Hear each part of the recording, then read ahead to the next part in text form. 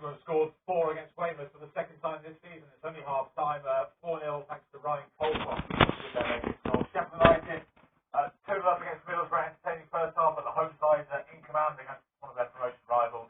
And Ipswich trying to get into the playoff places in League One, all in control at half time against Lincoln. They lead by 2 goals to 0. Still no goals in the Champions League at Anfield. Liverpool, of course, don't have to score tonight. 2-0 from the first leg with season through. What sort of ambition are they showing? Well, used to Liverpool going for whatever the outcome. They are showing ambition, but you've got to give credit to Inter because when they played in the San Siro for about 50-55 minutes, they were the better team. Jurgen Klopp made changes, and then Liverpool obviously got the 2-goal lead, and it was brilliant. But they've grown in this game on Liverpool slowly. But Inter had a great opportunity. There's a great ball from Brozovic into Martinez, and he looked favourite to the ball, but he stopped running, George. You know why he stopped running?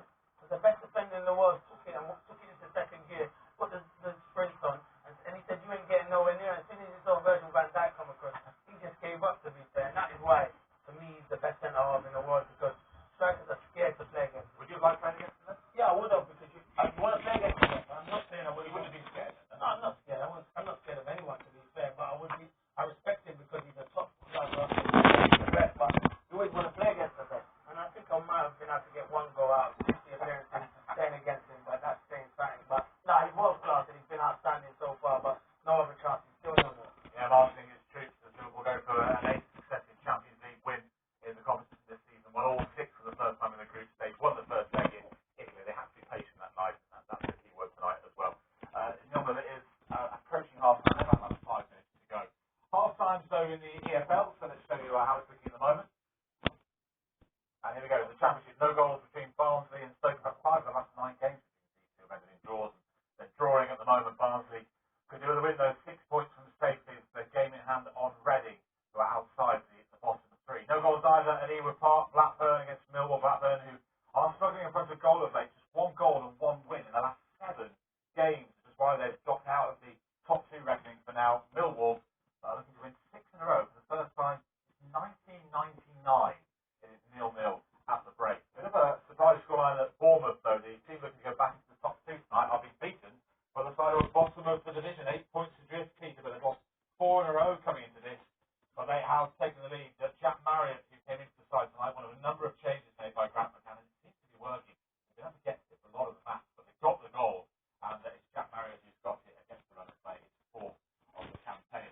The visitors in front of Coventry, Luton 8th in the table, heading back into the top 6 as it stands. They've won 5 in the last 7. They're in great form, and Elijah Adebayo, who's having a really good season, has his 14th of the campaign and has them in front at the break. Sheffield United really caught the eye in that first half performance against Middlesbrough.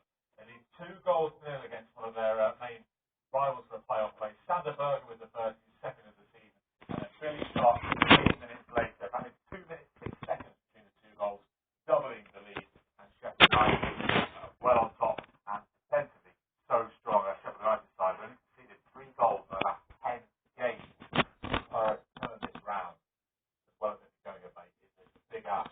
No goals in the first half. Fulham is rich close before the break. The main talking point, that red card. The Swansea's Ryan Manning, a bit of a lunge. There's a bit of a debate in the studio as to whether it was a yellow or red, but the referee saw it as a red, so Manning sent off before half time. Into League One. Bolton Morecambe is 0-0. That's the 8 o'clock kickoff. They're still playing in the first half. There, Portsmouth 2 up against bottom of the table. Crewe, George Hurst in good form of late 5-5 with a very early goal. And then Tyler Walker, who's joined from Coventry on loan with his first goal. Putting Portsmouth half time. Hazard, Ipswich against Lincoln. Ipswich 5 points off the playoffs when they kicked off. They've only conceded 1 in the last 7 games. Ipswich in the clean sheet tonight and scored twice too. Wes Burns with the first. Hayden Jackson 2-2 with the second. MK Dons 2 up against Cheltenham. Troy Parris and Mo Easter for the side looking for a 5th straight win. They've got Wigan at the weekend. The team's 2nd in the table, and if it stays like this, they'll be level on points with them going into that match.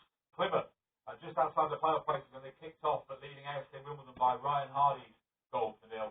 And Sunderland behind at home this week, but they've lost 3 in the last 5 at the stage of like a couple of the teams down there with Fleetwood, Kingston and Doncaster, and Fleetwood have the goal tonight as well. Ellis Harrison putting the visitors in front. They've only won twice away all season long. We'll come to League 2. We'll we'll show you the goals in the EFL Trophy semi-final in a moment, but as you've seen at the bottom of your screen, there's a goal at the University of Bolton Stadium, and there's a surprise as well for their team. Well, to say this is an understatement, Jules, it would be stretching the imagination. It's been all Bolton Wanderers, but they've gifted a goal to the visitors. George Johnson in a back pass. Too short, James Stafford in the Bolton goal couldn't get there. Dylan Connolly squared it to Joe Stockton, who had a simple task to side foot it into the back of the net. Bolton 0, Morecambe 1. Well, yeah, they were giving them a helping hand, weren't they? But it is Cole Stockton who scores just the second away goal for Morecambe in the last 5 games. This is the picture at half-time in League 2 tonight. Bristol Rovers leading on the road at Crawley. It's Harry Anderson, forward for the break, putting the visitors in front. They lost to Newport at the weekend, which is their second defeat in 14 league games. So Barnside have got to within 4 points of the playoff place. That will help their cause. It will stay like that. And Exeter, who can jump from 8th to 3rd into the automatics if they win this tonight, are doing just that. Giovanni Brown, who's scored a couple against Swindon now, putting them in front, and Jonathan Grounds doubling their lead. They lead by 2 goals to 0, and they lost twice at home all season. That's the whole division. This is the scoreline at half-time in the EFL Trophy semi-final. Wigan of League 1 were behind the League 2 high flyers Sutton United. Randall Hurren putting Sutton in front, but James McLean equalising for Wigan before half-time. It's the game that's live on Sky Sports Football. Let's show those 2 goals now. The referee is James Bell from Sheffield. Took charge of Sutton's first ever EFL game back in August at Forest Green. Oh, they're in here and they've scored! Well, would you believe it? Sutton United through Will Randall have seized the initiative here midway through the first half. Absolutely outstanding season, even though they did have a sticky spell here at home, September and October. They lost 4 out of 5, but here's McLean, brilliant! What a magnificent finish from James McLean to equalise for Wigan. The Winners will go to Wembley on Exeter tomorrow. It's Rotherham against Hartlepool. These are National League half-times. Altrincham 4-0 up against Weymouth. Last time they scored 4 was against the same opposition back in November. Matthew Cosner was the first couple. 4-0 that is. I think it's a second home win in 5 months. They're going to get it tonight. Goalless between Kings Lynn, who are down there in the relegation places with Weymouth. They're playing Woking tonight. Maidenhead Wealdstone, that is also 0-0. It's 6th against 7th. Solihull Moors taking the lead to Andrew Dallas' penalty, his 16th of the season, but Ruben Rodriguez equalised just a few minutes later for County. That is 1-1. Southend Grimsby 0-0. Wrexham were in front against Boreham Wood. Wrexham have won 4 in a row coming into this, and they took the lead through their club record signing Ollie Palmer, 4-4 for him. But Scott Bowden against his old club has levelled it up for Boreham Wood. And Dagenham Redbridge 2 up at Yeovil Town, and Paul McCallum has got the third. And 3 games in Scotland tonight. Into the second half already. Partick Thistle 3rd, 9 points off top of the table. Arbroath have got a couple of games in hand, including this tonight. It's 0-0 against second Boston Queen of the South. And 2 games in League 2 in Scotland. It was an early kick-off in the match between Stenhouse Mirror and the Kelty Hearts, the leaders, who won the last 3. 0-0 there into the second half. That's the 7th day start. Stirling Albion against bottom of the table Cowley. The home side did that by a goal to 0. Lost the last 2, but winning tonight. It's half-time in the Champions League. Bayern Munich leading Salzburg 4-0 on the night, 5-1 on aggregate, which is going to be an interesting contest. The first half was pretty close to loads of chances in that, but the first leg were loads of chances. Well, there's plenty of chances. All the goals at one end of the first half. In fact, Lewandowski, with that hat-trick, 2 penalties and then 1 from open play, has scored the quickest ever Champions League hat-trick. With 10 minutes and 24 seconds between his 3 goals. And all 3 scored in the first 23 minutes of the match, just to take the tie away ruthlessly from RB Salzburg. So that's the fastest ever Champions League hat-trick that Serge Gnabry getting on the Astor Stars. So they lead by 4 goals to 0. Still 0-0 at Anfield between Liverpool and Inter Milan, which would suit Liverpool fine, really, wouldn't it? Liverpool don't have to come out and do anything. As long as they keep the clean sheet, they go through. And they touch a high line, and Inter, with all the possession that they've had, haven't really caused any problems. There was a little problem with having free kick. It just Alisson, but he's a brilliant goalkeeper. He carried it to safety, not back into danger. But other than that, even though you say Inter Milan have been a threat, that would cause Liverpool no problem. Matic hit the crossbar. Van Dijk had a header that was going in, but Skriniar was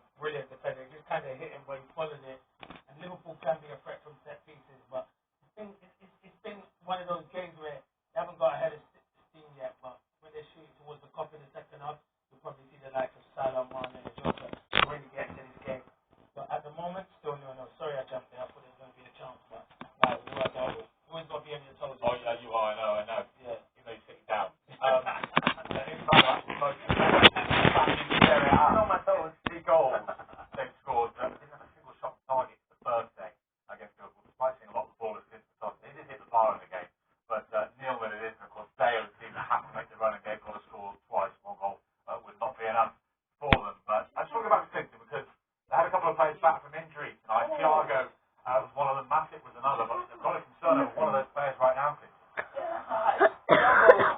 come back from injury, and Sanchez is high. If we saw that Ryan Manning got sent off for that, then Sanchez has got opportunity. He's high. He catches him high, and it's high, right by his knee as well. It is a high tackle. He's not actually gone in fully. He's kind of scraped down. But for me, a tackle is a tackle. And Thiago's got up and kind of slapped him on his head, and maybe because they're friends and laughing about it. But if he goes down and makes more of a meal out of it, he could possibly have got a red card there. But I don't think they're doing anything. Jody, is that very different to the one that you saw Manning get sent off for? It's definitely higher. Yeah, so I think, again, whether they're going to look at it or not, obviously not by the look of it now, but he's definitely running a risk. As I say, in this day and age, I mean, Jay thinks the Manning one was a red, but in this day and age, when you put that high, you're always running a risk, and clearly Ryan Manning's paid that penalty, and Sanchez got away with that one. Did he book it? Yeah, he did book it. Right? Yeah, he did book it. Okay. Yeah, definitely yellow. Hey, definitely yellow. He hasn't booked it. There's something wrong here. Right. The thing with the Ryan Manning, it's like, you know, the pace of when they're playing in real time, he's sort of gone for the ball as he's running. I know but he's got one leg, and I know that kind of, he's not like stamped down, it's going to really endanger the player. I think it, like Dennis said, it's an orange. But a card, isn't it? But I think for the rest to go boom straight away for red. You can't tackle like that anymore, that's the rule. As much as probably, we'll say, going back in our days, and he's made a few of those, don't get me wrong. What do you mean? Yeah. No, that was chasing my touch, and that not chasing the player. But I still think, I know what you're saying, but he's not gone like with both feet off the ground. He's just gone and like he's ended up nicking him. I don't think it hurts the other player or really endangered him.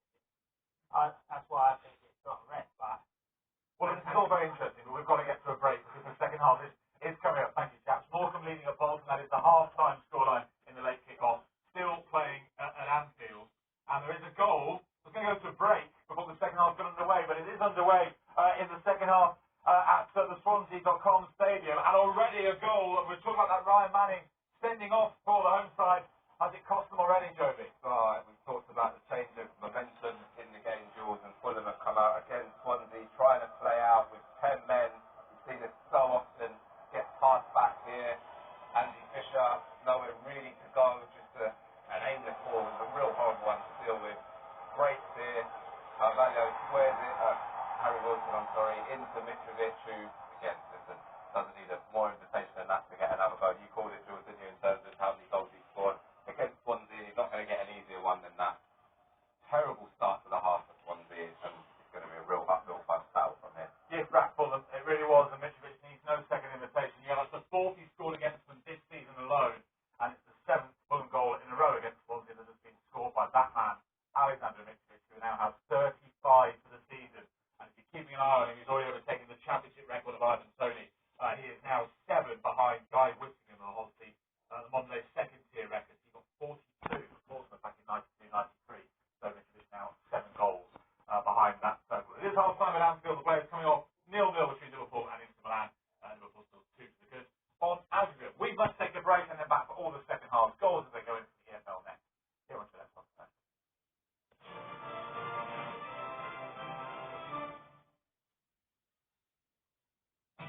Clearing the path to the action.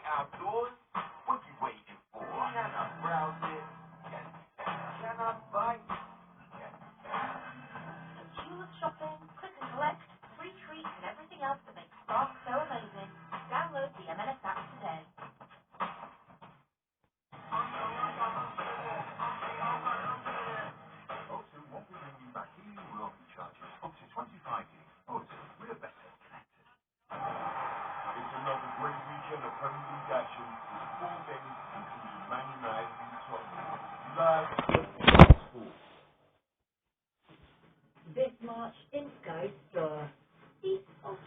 How big is he going to get? If Raccoon City falls, who knows what's next?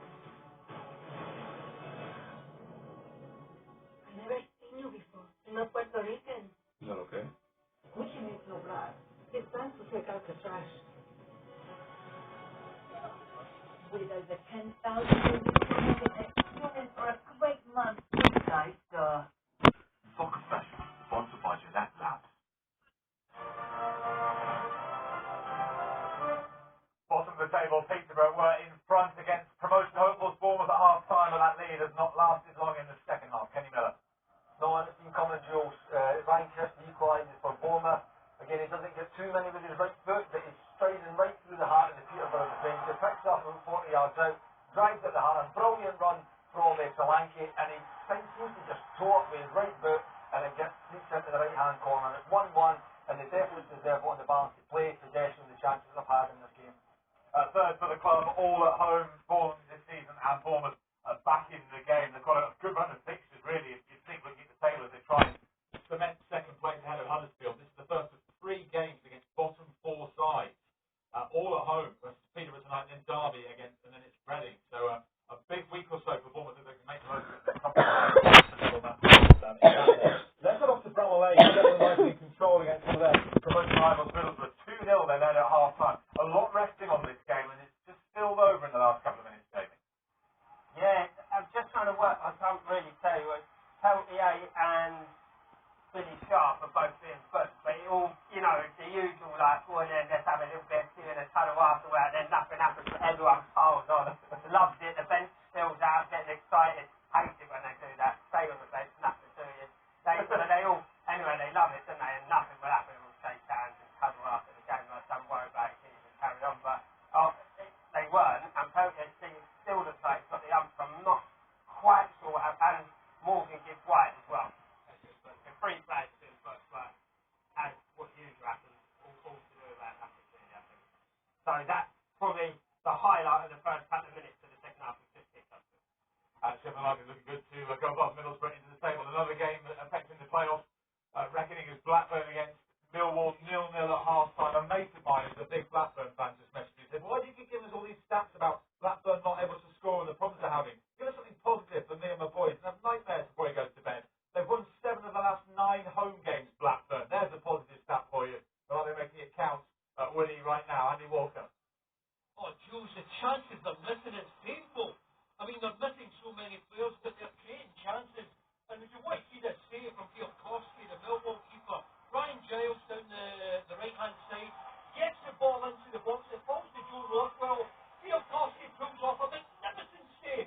And even if it falls to Gallagher, he's trying to get it back into the mix, and it actually went for a corner. From that corner, the captain, Darrell Lenihan, had a header, free header, 6 yards out, and he put it over the bar. Blackburn have dominated this game, still goalless. Oh, absolute brilliance in goal, wasn't it, from Bielkowski to keep it as it is at 0-0. Second goal, though, in the game between Swansea and the league leaders, Fulham, and Spartans now for the home side, Toby. Yeah, 2-0 Fulham, and the starting second half really, really well. And after Swansea have given them a hand up, because I've got to be honest, down the right-hand side, Harrison Reed and Harry Wilson have been absolutely toying with them. Fizzes the ball across there, Baker Bango can't get out of the way, turns it into his own net. Mitrovic had a chance about 2 minutes before that, and it has been coming, Jules. I have to go back to that first goal. A minute into the second half, got 10 men, just come out for the first